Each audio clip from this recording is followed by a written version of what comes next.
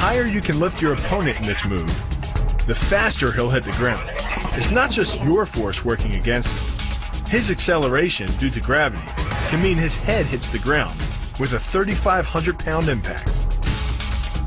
On a hard surface like concrete, this is more than enough to cause a serious brain injury. First, the opponent's arm works as a lever to optimize your control. Second, your own back serves as a pivot point for the throw. The strength and stability of your back allows you to throw a much heavier opponent than in a move that requires you to lift him. This move uses your opponent's arm as a lever working against him. The greater the torque on his shoulder, the greater the pain inflicted. And exceeding the joint's normal range of motion causes more than just pain. The soft tissue, muscles, and the bone can all be seriously damaged by this pressure. The goal of this lock is to stretch the tendons at the top of the foot to the breaking point. The strongest tendons have a tensile force threshold of just over 400 pounds.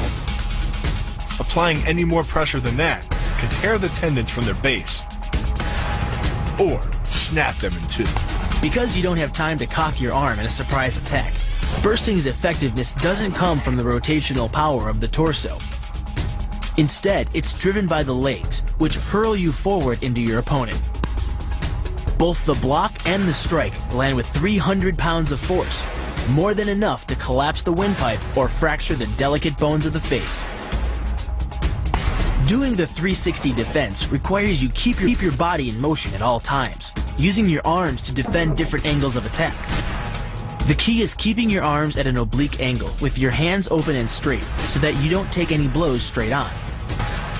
Each is deflected down the angle of your forearm, which reduces its impact. Your opponent is relying on his grip strength and outstretched arms to maintain the choke. The strength of your back and shoulder muscles is greater than the applied force of your opponent's hold, so it doesn't take much to break his grip. And the closer your hands are to your own neck, the greater the leverage. The disarm is basically a judo wrist lock and uses many of the same principles.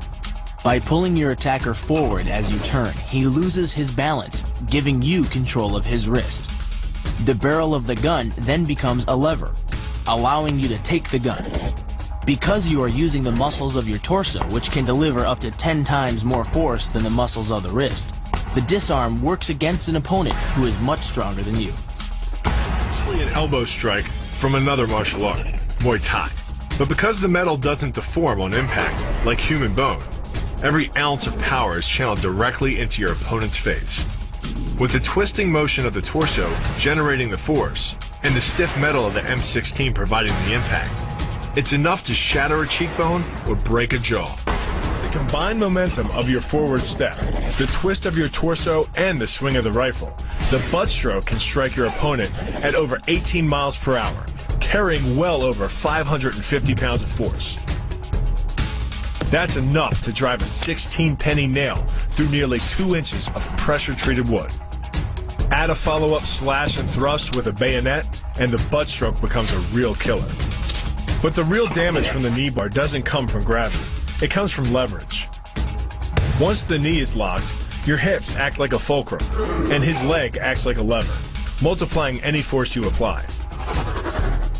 So even though the ligaments and tendons around the knee can sustain 1,700 newtons of force, the knee bar can load a lot more than that, enough to completely destroy the joint. Pushes his opponent at a location above the center of mass, while using his sweeping leg to create a tripping point, which is below his opponent's center of mass. Once the loss of stability has occurred, gravity does the work, and the damage. On the ground and on his back, your opponent is now vulnerable to any number of finishing strikes. Much like a nutcracker, your forearm and biceps apply pressure to your opponent's carotid arteries. Located on either side of the trachea, these two arteries are the only way to get blood to the brain. It can take less pressure than squeezing an orange to stop the flow of blood to the arteries. And with no blood flow, the brain shuts down almost instantly. Fight over. Control of your opponent's leg, you turn his hip into a pivot point. And there are two forces being imparted about the pivot point. One by the arm above and one by the sweep below. These forces act as a couple, resulting in your opponent's rotation that slams him right to the deck. And given the speed of rotation and the force of gravity, that impact could cause permanent injury. The key to the double is to hit your opponent below his rib cage, which knocks him off his center of gravity. Wrapping your arms around his legs prevents him from regaining it. Your forward momentum, coupled with the upward thrust of your hips, gets your opponent airborne. Driving him to the mat can yield over 3,000 pounds of injury-producing force. That's like dropping a 20-pound bag of cement off a 9-foot ladder onto someone's chest. The key to the sprawl is sliding your legs backward, while leaning in and locking your hips at the same time. This forces your opponent's center of mass beyond its stability zone.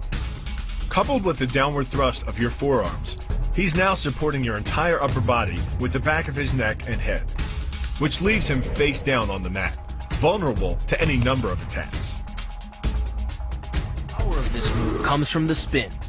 Like the wrecking ball at the end of a demolition crane, the power is generated by the rotation of the body. In conjunction with the snap of the knee, the foot achieves a velocity of nearly 30 miles per hour. When the heel connects with the solar plexus, it transfers 1,400 pounds of force, enough to damage internal organs and fracture multiple ribs. It gets its power from the pressure exerted by your legs. The first leg imparts pressure to the carotid artery. The second leg, working in conjunction with your arms, optimizes that pressure, transforming you into a human vice grip. If your opponent doesn't tap out, he'll pass out. Much longer and permanent brain damage can is a combination of two levers. While your legs push up on your opponent's neck, your arms apply downward pressure to his trapped wrist. The opposing forces turn the elbow into an ad hoc fulcrum point. The armbar can result in a complete destruction of the elbow's articulating structures. The move is difficult but devastating. There's no opposing object to push against, so all the energy of the move must come from the momentum of the leap and the acceleration of the kick. The snapping motion of the lower leg functions much like a coiled spring. When unleashed, the kick reaches impact speeds of 20 miles per hour and delivers up to 400 pounds of force to the opponent's chest. The key to this synergy of speed and power is punch technique, punch location, and punch frequency. With your elbows tucked in behind your fist, the energy of each punch is maximized. And because the punch is delivered to your opponent's core along a center line, the more directly that force is transmitted to his body. The effect is similar to that of continually slamming a battering ram against a door. No matter how strong, it can only sustain so many blows before it collapses. This kick is all about speed. The further the foot travels, the greater its acceleration, and the more dangerous a weapon it becomes. Powered by the muscles of the hip flexor and the quadriceps, by the time your foot reaches your opponent's throat, it's traveling nearly 40 miles per hour. That type of speed yields over 1,000 pounds of force, enough to puncture the Adam's apple and crush your windpipe. The power of the takedown is derived from the simple mechanical advantage you hold over your opponent. By wrapping up his striking leg at the upper thigh, you've placed your opponent in what's called conditional stability. If he remains stationary, he could technically maintain his balance indefinitely. But by driving him backward and initiating a sweep of his other leg, you've added two destabilizing factors, and the loose center of gravity simply cannot hold. By grabbing the wrist, you provide hundreds of pounds of additional leverage. This reduces your opponent's ground weight by half and allows you to more easily knock your opponent off balance. The rotation of the hips then amplifies the power of the leg sweep. Coupled with the wrist grip, you are in complete control of your opponent's body. Leaning back slightly and driving the knee up utilizes the full power of the thigh, and the foot accelerates up to 16 miles an hour in just 1/4 of a second. That's twice the acceleration speed of a Porsche. Coupled with the rotation of the hips, the kick can impart 450 pounds of force upon impact with the ribs. When executed perfectly, it's a motion similar to cracking a 2x4 with a sledgehammer.